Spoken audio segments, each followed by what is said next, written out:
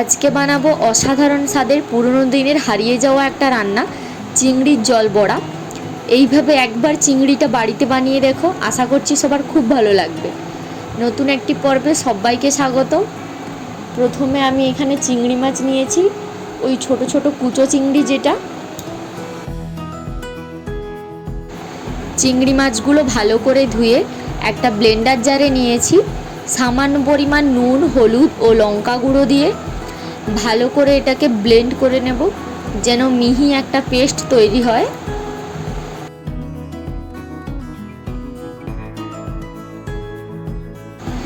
এই রান্নায় কিন্তু কোনো খাটনি নেই, শুধু চিংড়িটা ভালো করে পেস্ট করে নিলেই হলো। এইবার প্রথমে মশলাটা তৈরি করে নেব। আমি এখানে ফোড়নে দিয়ে দিচ্ছি জিরে,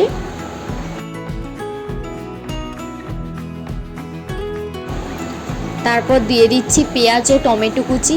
তোমরা এখানে ফোড়নে তেজপাতা, গোটা গরম মশলা দিতে পারো, দিলে কিন্তু ভালো ফ্লেভার হয়।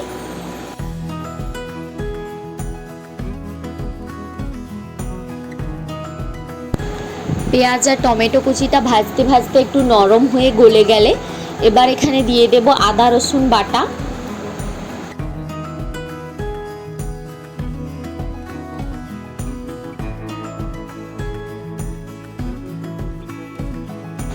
আদা রসুন দেওয়ার পর আবার ভালো করে মশলাটাকে কষাতে থাকবো। মশলাটা ভালোভাবে কষে গেলে এবার এখানে দিয়ে দিচ্ছি লঙ্কার গুঁড়ো এবং হলুদের গুঁড়ো।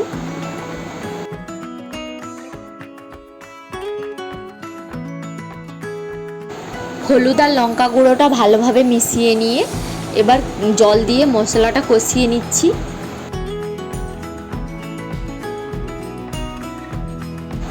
মশলা কষানো হয়ে গেলে এখানে দিয়ে দিচ্ছি বেশ অনেকটা পরিমাণে জল, যাতে বড়াগুলো ছাড়ার পর ভালোভাবে বড়াগুলো সিদ্ধ হয়ে যেতে পারে।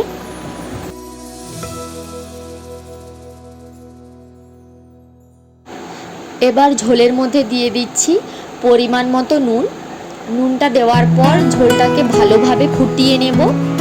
ফুটিয়ে নেওয়ার পর ওই বানিয়ে রাখা চিংড়ির পেস্টটাকে বড়ার মতো করে ছেড়ে দিচ্ছি ওই ফুটন্ত ঝোলের ওপর। দেখো আমি এখানে কিভাবে বড়াগুলো করছি, এটা কিন্তু খুব সহজ।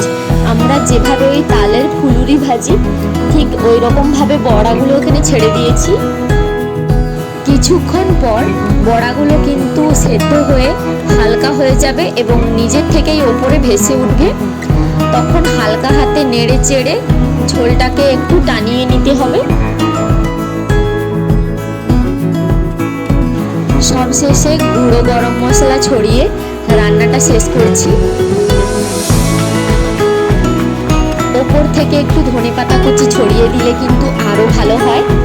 এইভাবে একদিন বাড়িতে বানিয়ে দেখুন, অবশ্যই ভালো লাগবে। আজকের রেসিপি ভালো লাগলে অবশ্যই কমেন্ট করে জানাবেন। দেখা হবে অন্য কোনো নতুন একটি পর্বে।